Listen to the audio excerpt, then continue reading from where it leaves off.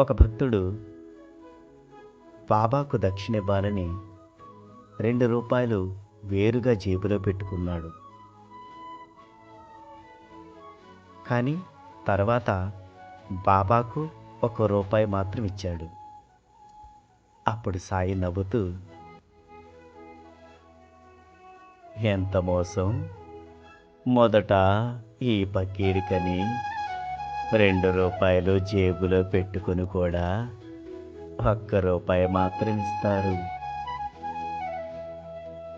చాలినంత డబ్బు వేరే జేబులో ఉంది కదా అన్నాడు. అతడు ఆశ్చర్యపోయాడు.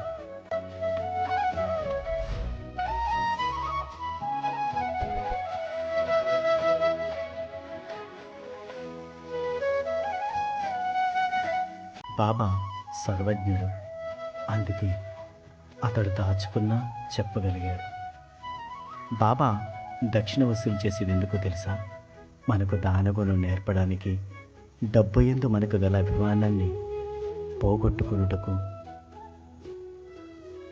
భక్తుల మనసులను శుభ్రం చేయుటకు, మనకు వైరాగ్యం గురించి తెలియజేయుటకు